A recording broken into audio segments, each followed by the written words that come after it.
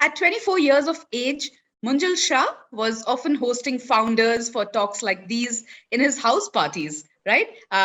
One such founder was even Vitalik Buterin, working on his idea that would eventually become Ethereum, right? So let's learn a little bit about Munjal Shah's incredible journey and his vision for us Indian crypto and blockchain enthusiasts, and for those who are a little more serious about building the real projects too.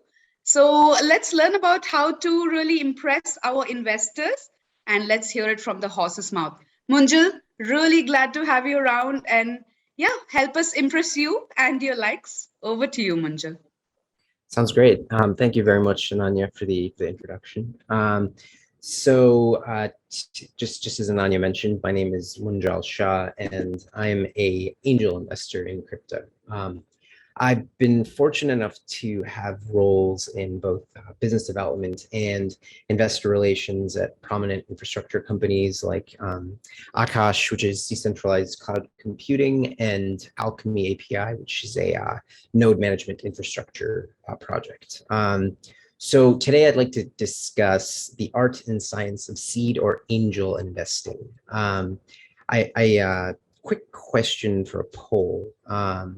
How many people here, I'm not sure how I'd be able to see this. Maybe I'll change the view to gallery. And maybe you could just use the reaction button for the thumbs up. How many people here are engineers? We can all click on our reaction button on our Zoom tab and click on the thumbs up sign. Wonderful. I'm seeing a bunch of thumbs up and hands up. That's great. Thank you. And how many people here are aspiring entrepreneurs? You can just leave the thumbs up if you'd like. Great. Wow. What a great collection of people you put together, Amit and Ananya. Great. So my last question is, how many people here have ever invested into crypto and IDO, which is an initial DEX offering, an ICO, which is an initial coin offering, or a parachain auction, which is what Polkadot or Kusama calls their ICOs essentially. Okay, great. Wow. Okay, so pretty experienced group here. All right, so I just wanted to share a little bit about my own story. So investing in crypto is very, very similar to striking gold in the wild, wild west. San Francisco or Silicon Valley's football team, this is American football, it's called the 49ers.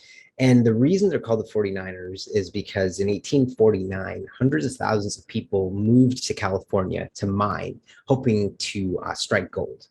And during this time, all of the industries that launched, including the shovels, axes, and even the denim jeans that many of you may be wearing or not wearing, since this is a Zoom meeting, and we can get away without wearing pants, were launched overnight to support this new industry of digging for gold.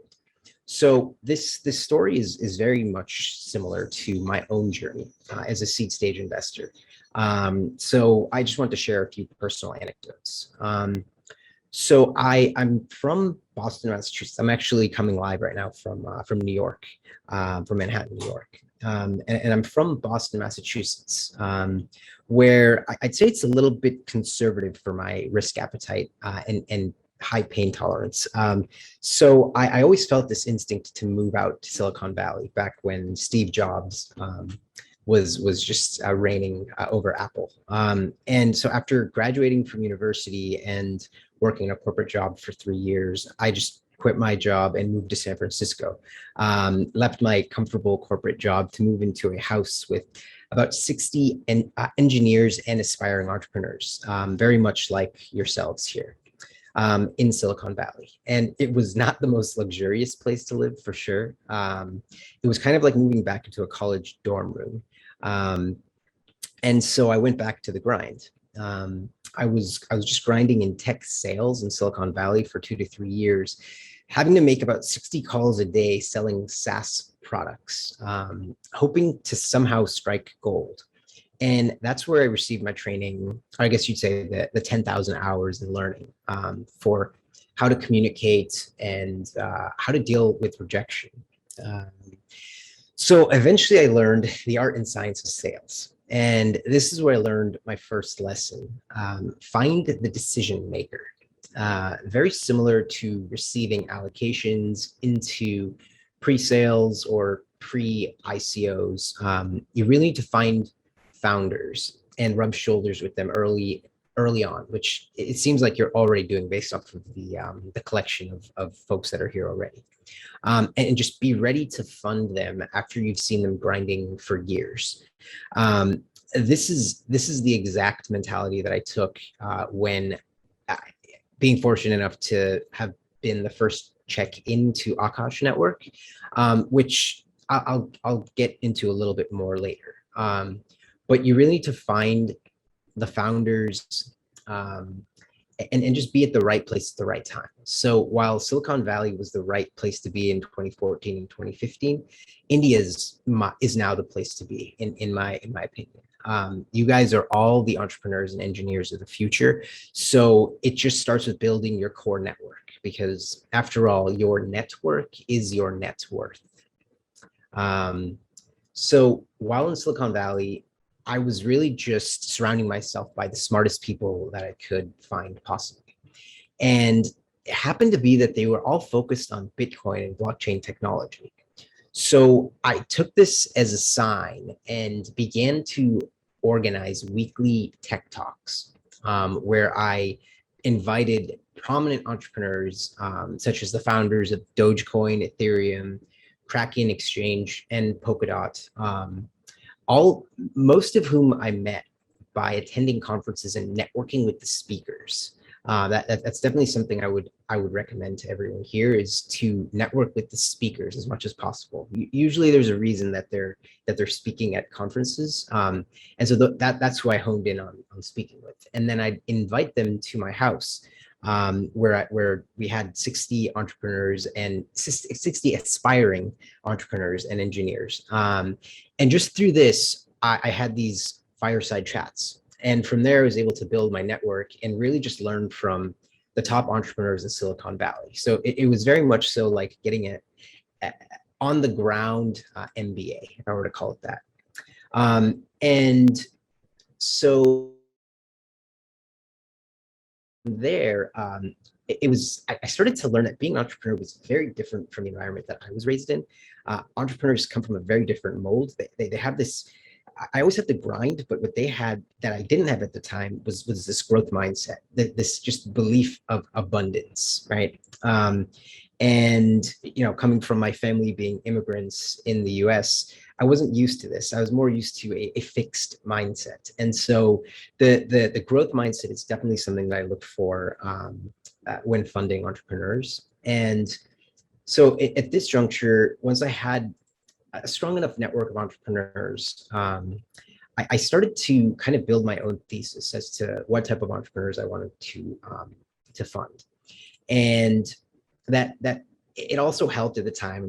Luck is a big factor, and it happened to help that my average cost of Ethereum was my entry point was between like $2 and $25.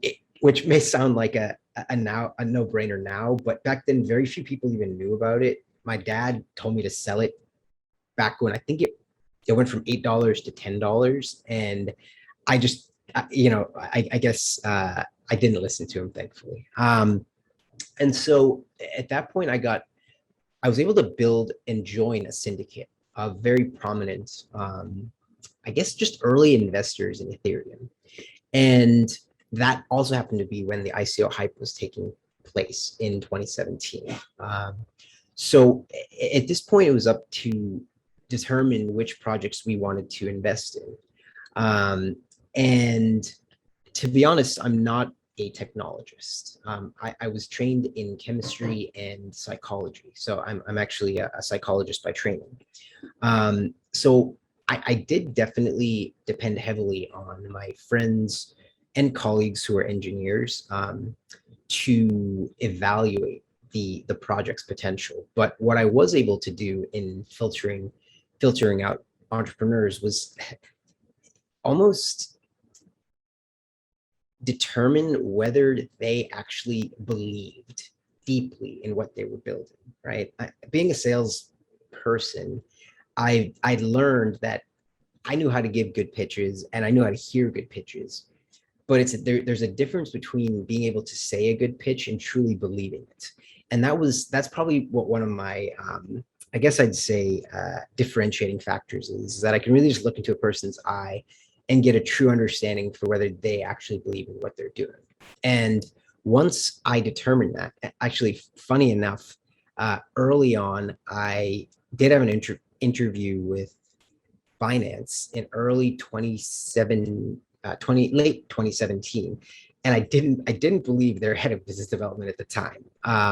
But he didn't end up staying there for very often. But the point is when you're early enough into an industry, you can also get very lucky. So it's important to differentiate between, do you actually believe in this founder, and does that founder believe in themselves? And that's kind of where the growth mindset really plays a big difference. So I kind of got off of my notes there, so I'm just gonna figure out where I landed. Okay, so the next thing is that a person's character really made a big difference. San Francisco is a very small 3-by-4 mile area with the highest per capita billionaires in the world. So the investment community there is also very small as a whole. And we all know each other. So when a new project launches, we talk and we check in on one another. And we happen to, when it comes to determining how much we're going to invest into a project and whether we're going to invest or not, we do lean heavily on the co-investor that has the strongest relationship with that entrepreneur. And that relationship is usually built through years of knowing the individual and also seeing them grind without any outcome for a number of years, because that's usually what it takes to successfully launch a product, an end project. So, for example, our syndicate that invested in Polkadot, the value of it's probably worth over $100 million right now, but our average cost entry point into Polkadot at the time was only 18 cents. So what really differentiated those entrepreneurs? It was resiliency. I liken resiliency as to what I call the golden ratio. And the golden ratio is simply the number of times that a person's had life served to them on a silver platter, divided by the number of times that you've gotten your ass kicked, very simply. And if your ratio is greater than 1, that usually doesn't fit my investment thesis. And a good use case here would be Akash, the decentralized cloud compute project. So the CEO of Akash, Greg Osuri, at the time was very, very new to blockchain. He was a very strong engineer with a background in design engineering with Kubernetes and containerization, but he wasn't at the time familiar with crypto markets. It took him about 2 years to actually understand how crypto markets operate, and he had a very steep learning curve. During that time, a lot of his he did a small seed round, but he couldn't even afford to keep a lot of the team around.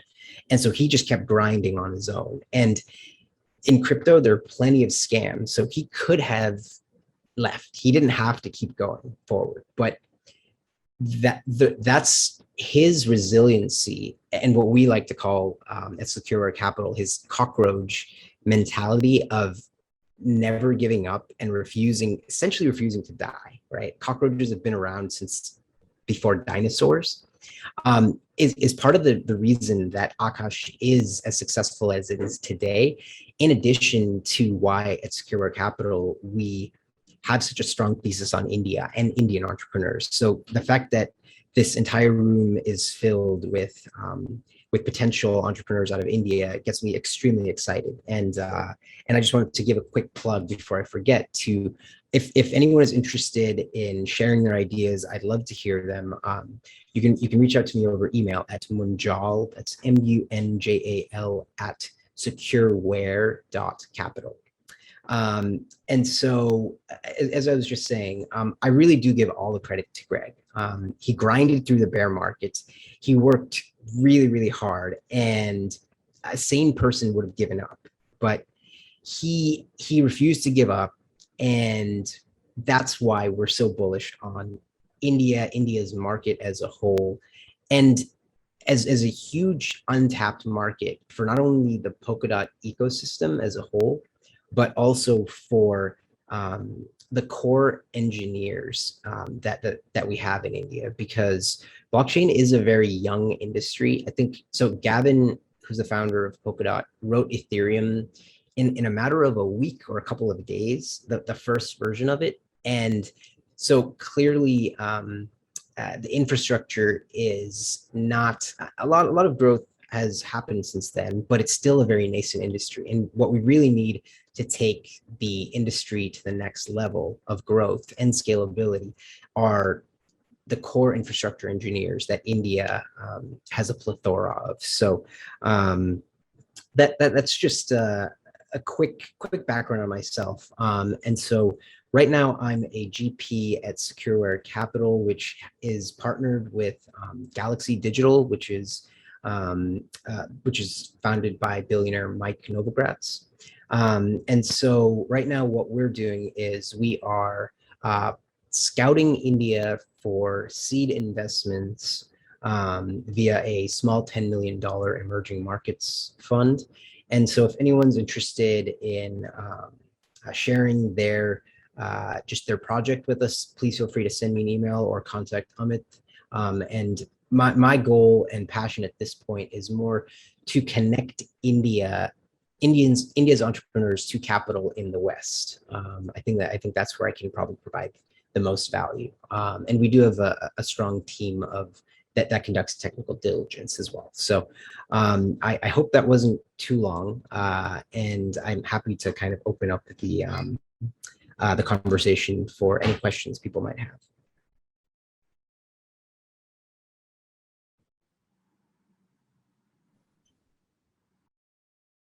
Do we have? Munjal. Yeah. Oh, the other thing I would recommend to everyone is be the first person to raise your hand. It means that you'll never be forgotten. That's something I always did at conferences. Even though I'd ask the dumbest question possible, I broke the ice and people always remembered me. This is so yeah, Munjal Shah.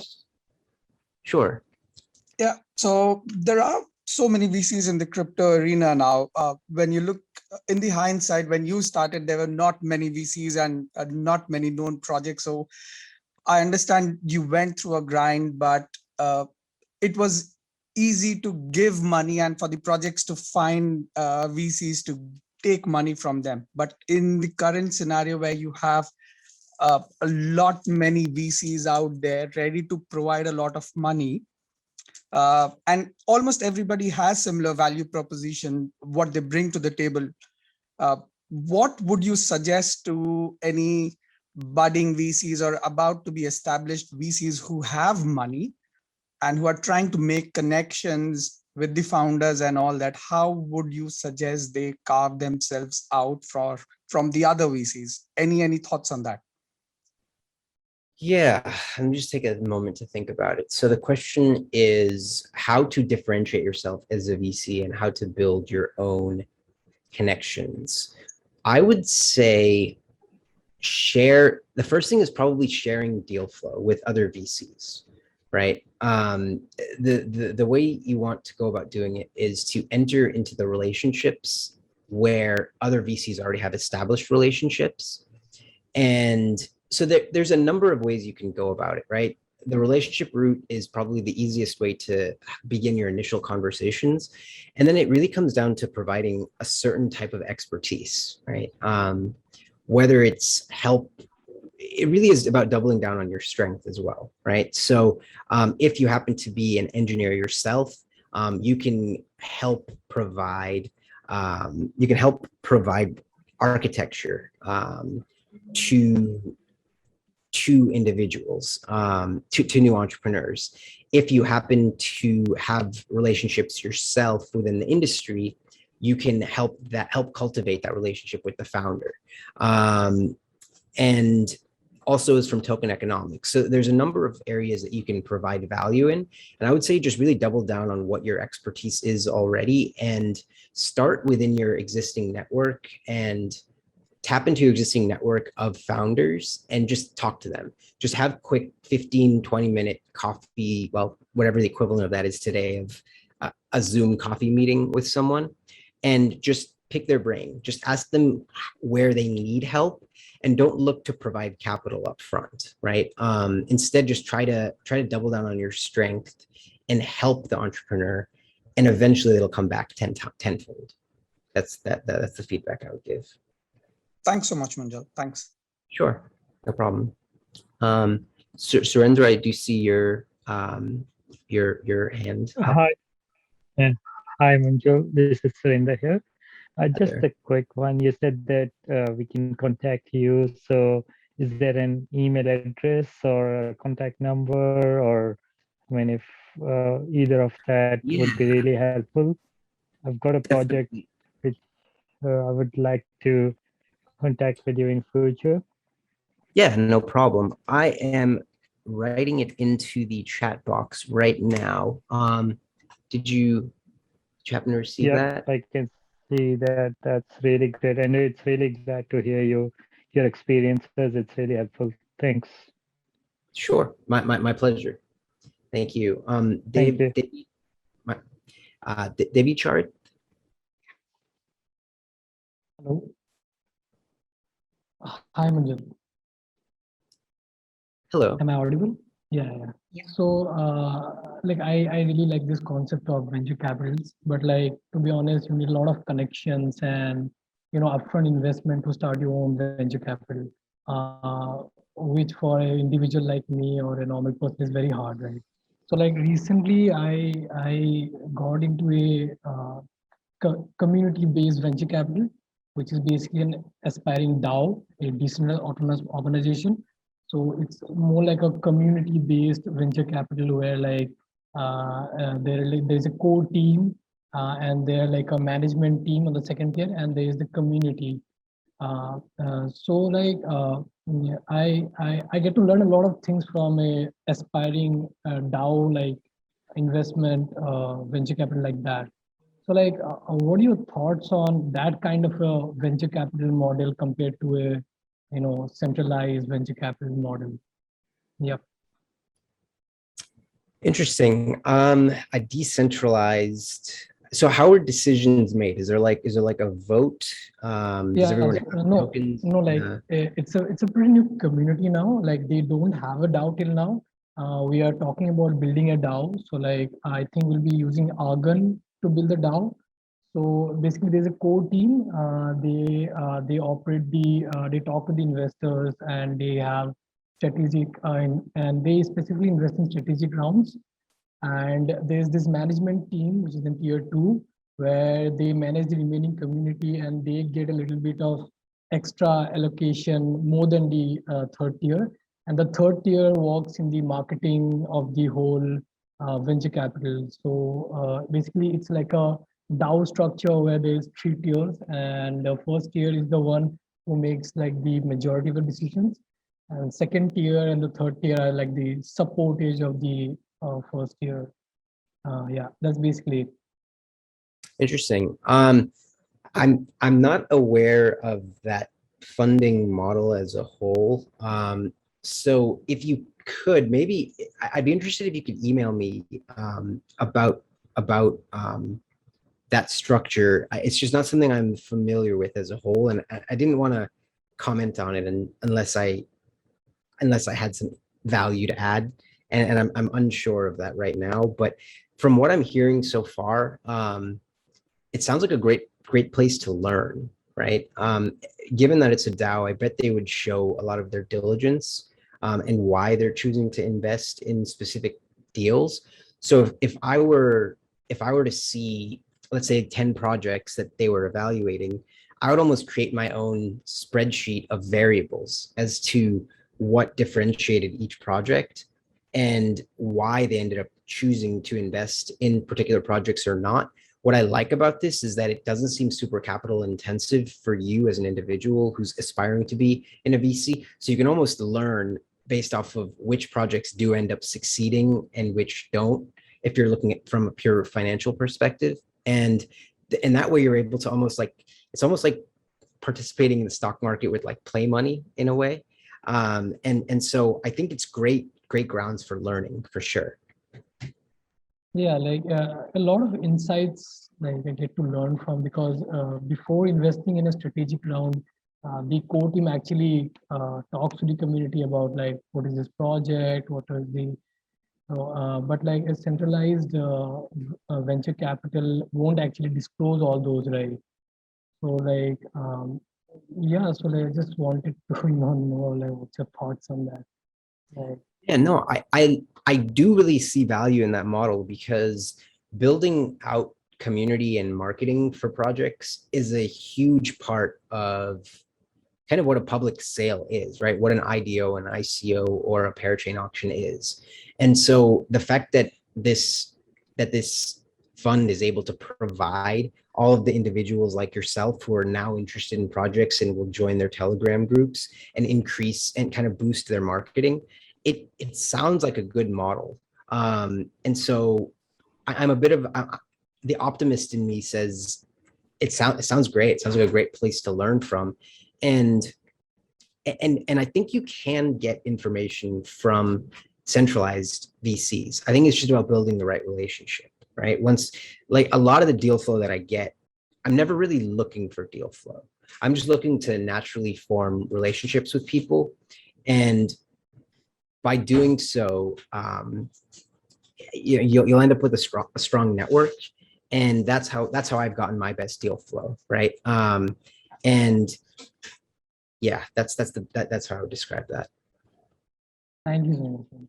Thanks. Sure. Thanks, Sahil. Thanks for that. I think that quite about woke us up a lot because a lot of us have such questions, to be honest. But while we all introduced you, Munjal, as someone who would help us get through to investors and talk about how we can impress the investors, thank you for changing that philosophy and making it more about us and our ideas, about how we need to believe in our ideas and need to sell them right. More than trying to impress the investors, I think it's more about guys getting the ideas right and the concepts right before reaching out. So thanks, Munjal. I think that was a great insight. Any further questions? Else we can probably. Just one thing I wanted to add to that, because I hear sales pitches, you said it wonderfully. Because I hear so many sales pitches, and because I've made so many mistakes in my career, in my life, when I start hearing like just a pure pitch, I like pause and I ask the person to like stop, and I'm like, what's the biggest failure that you ever had in your life? Like, when have you fell, like I mentioned that golden ratio, like when have you fell on your ass? And like, how did you get back up? Those are the type of stories I like hearing more, because that's where I can truly understand how much resilience they have. And so maybe I just have a I don't know, different way of approaching investing, but that's what I like to hear. Because everyone has a good pitch, right? Everyone can practice the pitch, but like, I want to hear what's beneath that with depth. So thanks for pointing that out. Yeah. So guys, let's get our stories right before getting out there and reaching out to our investors. I think we need to believe in our concepts before we make them believe in it. So more than selling an idea, it's all about living that idea, examining it, visualizing it, seeing it happen, and then going forward to selling it to our lovely investors. So thanks, Munjal. I think that was a very good insight into getting our process toward you investors, right? Any further questions? Yeah, Munjal. Hi, Munjal. I have one question. So Sure. Since you have been into this particular, creating a portfolio as a VC, so I just wanted to understand, so your graph is pretty heavy on the decentralized projects, or like it is a mix of centralized and decentralized both? Because you would be understanding the trend really better at the moment. Yeah, well, interesting that you say that, because a number of projects that claim to be decentralized, for example, like Solana, aren't as decentralized as you think, right? So could you, I'm just trying to understand, what would you consider to be a centralized project versus decentralized? I'm thinking this is within the crypto. Yeah, I mean, if we differentiate between Web3 and Web2, so that's the basic difference. Between what? Between between the blockchain cryptocurrencies and probably which are not part of the blockchain space yet. Got it. Okay. Good question. I would say it started out. So in my case, it's probably 90 to 95% blockchain related. That's just because those are the returns. That's where I received the highest returns. And currently in Silicon Valley, I think what we say is software is eating the world. I think currently cloud-based networks for centralized companies is currently eating the world, and I think blockchain it's not there yet, but it's emerging. And I think within the next 10 to 15 years, blockchain will begin eating a lot of those centralized companies. So that's my take. And so right now, about 90 to 95% of my funds are in decentralized projects. But I do believe that we're in a bit of a bubble, to be honest. And so this is not financial advice, but I'm planning to pull out of most of my positions, or many of my positions, before the end of the year. All right. Thank you so much. Sure. That's like a big advice for at least many people who are investing over there. So great. We've got Devi Charit, Mutasim Rahman, Shweta, Harsh Bajpai, Braja, all of these guys with their hands up. So we'll take it one at a time. Devi Charit, are you around?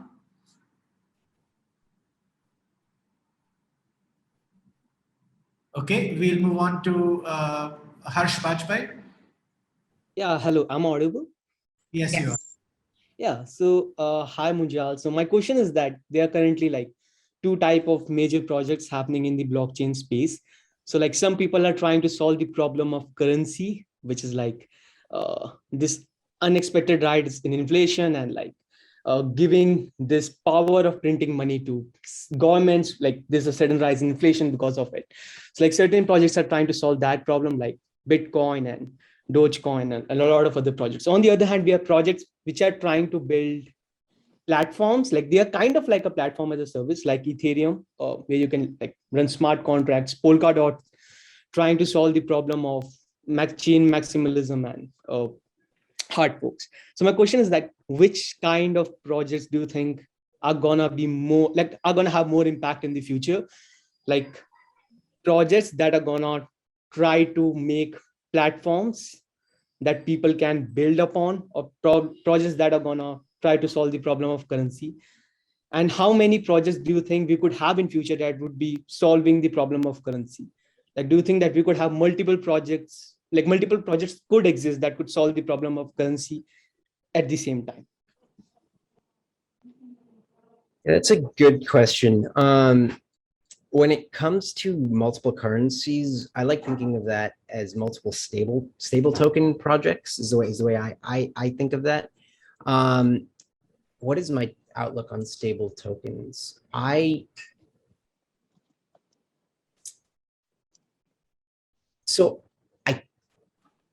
personally don't think launching a stable token is going to last long term. I think only a few stable tokens are going to succeed. In the interim, since we're talking about Polkadot, let's say KUSD is the stable token currently for the Kusama network. I think where stable tokens help is it helps with the stability of a network as a whole, right? So as I mentioned, if flash crashes happen to occur, or if we hit a bear market, a stable token is kind of the best place to leave your funds in the interim, right? Assuming you're not trying to cash out into dollars or rupees. So I don't think there will be, I mean, maybe each government will have their own stable token in the future, but I don't know if stable tokens is where I would invest. In fact, I've participated, I funded a few projects. I don't know, has anyone here heard of Synthetics? This Synthetics token, SYN, that started out as something called Haven, which was a stable token project. And it dropped its price down to like 20 or 40 cents, and it was supposed to be pegged to the dollar, right? So they ended up pivoting pretty successfully, but a lot of the stable token projects that I've seen don't tend to, it's very difficult to build an algorithmically backed stable token. So I don't know if that's necessarily whether that has the best future. When it comes to projects, I think infrastructure layer 1 projects are where you can make the most money and most impact. However, while getting started, I think being able to build on top of an existing layer 1 is where plenty of funding is available, right? So, or layer 1s or layer 2s like Matic, for example, because if you think of it this way, I'm just thinking of how to get bootstrapped as an entrepreneur, right?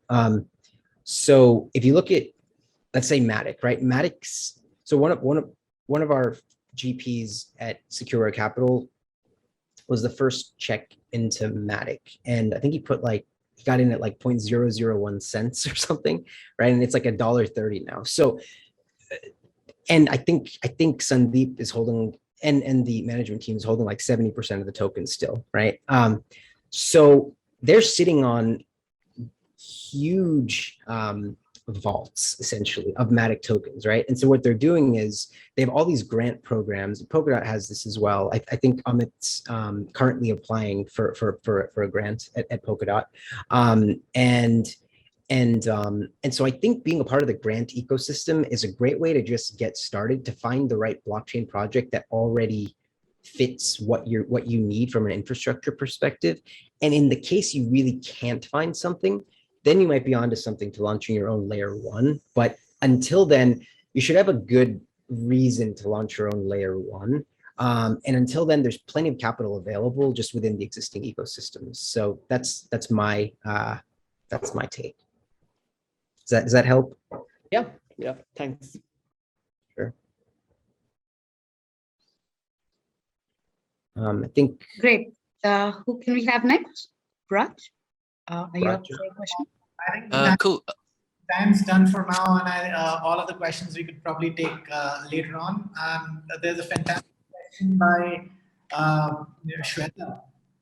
How do you see crypto evolving? What are the key trends and opportunities? I think this is very relevant for entrepreneurs out here. If you could just touch upon that, and then perhaps we could close. All the other questions we can take off later, Munjal, and please do share your questions on chat, guys, and we will have that be responded on the WhatsApp and Telegram groups subsequently. Yeah, definitely.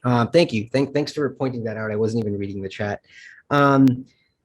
So, okay, someone else wanted to hear about Polkadot. So I'll talk, maybe I'll answer that over chat later. I apologize for not getting to that earlier. So how do I see crypto evolving? What do I see as key trends and opportunities? So this is a good place to tie in Polkadot as well. So, and I think Polkadot and Cosmos, which is Tendermint, are the two projects that are leading with respect to interoperability, right? And so I don't know if any one single blockchain is going to win. It's not a winner take all. It's not like a simple Microsoft versus Apple. I think interoperability is really the key here, right? And in that case, Tendermint has more advanced technology, but Polkadot is more well organized and is ready to deploy capital. And so I believe a couple of things. From a I think from a short-term perspective, maybe 1 to 2 years, I think yield farming, I don't know if anyone here is into yield farming, but that's a place where I would say at least through the end of this year, you can get 150 to 200% APY, right? Find me a bank that's going to give me that much. I know India has pretty high rates of like 10 to 12%, maybe at times, maybe 6, but getting 150 to 200% APY is great. And so I do have friends at Polkadot. I also have friends at Tendermint. And in Tendermint, if anyone here hasn't checked out Osmosis, check out osmosis.zone. That's a pretty cool platform where you can get 150 to 200% APY. And I'm going to rub, I do rub that in the face of my Polkadot friends who are on the business development team. So I try to do the arbitrage between the two.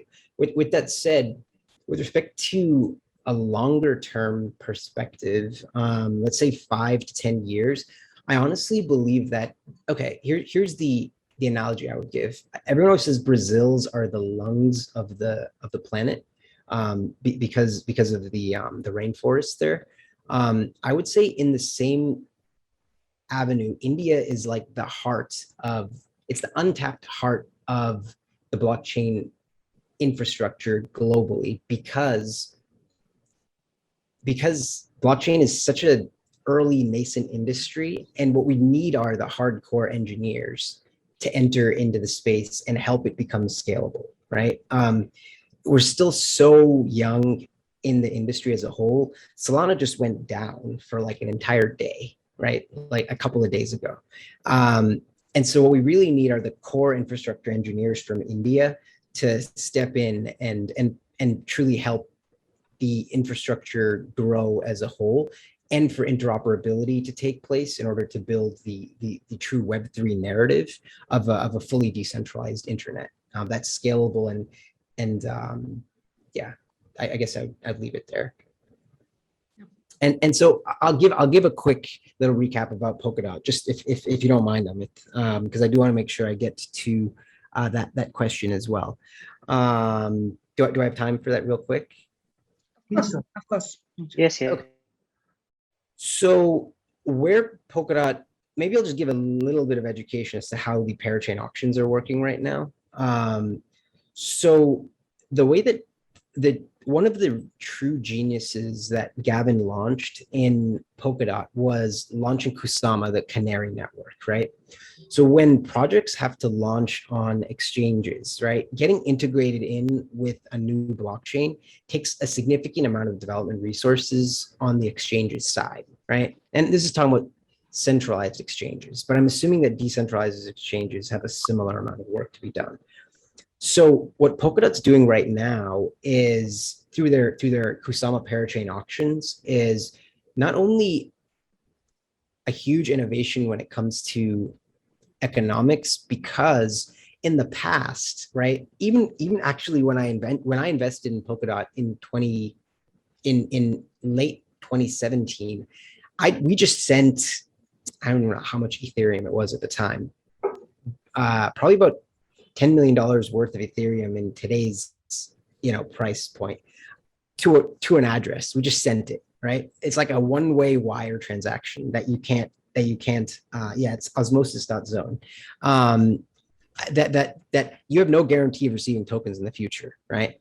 So in this case, which actually caused a bit of like a Ponzi scheme in a way, where people would launch projects, get a bunch of Ethereum or receive a bunch of tokens, use those to sell their own tokens, buy more Ethereum, and just keep rolling over into more and more Ethereum, right? Which isn't really that healthy for building an ecosystem. So what Polkadot has done instead is you're loaning out your Kusama and you're loaning out your Polkadot instead, right? So in that case, the projects actually have to continually ship in order to stay relevant within the ecosystem, and you're able to receive your Kusama and Polkadot within 48 weeks. So that's one of the big innovations that came from Polkadot. And in my opinion, and this is kind of from conversations with the team at Polkadot too, so now that now that round 1 through 5 of the Kusama parachain auctions have completed, and we're in round 2 through, round 2, which is projects 6 through 10. There was a key differentiating factor within the teams from projects 1 through 5, and there've been but in projects 6 through 10, there's a significant drop off in the team's talent, right? So there's a huge opportunity for everyone here, if you are looking into Polkadot and into Kusama, to launch your own project, because there's capital is available, the technology is available, and it wouldn't take much to differentiate yourself. You really just need to have a good team in place, and you should be able to find some success. And so I'm happy to connect anyone here to both the Polkadot ecosystem as a whole, or even to Tendermint's ecosystem as a whole. I don't like to try to create that competitive vibe in general. So I think whichever project works best for you is a good project to go after.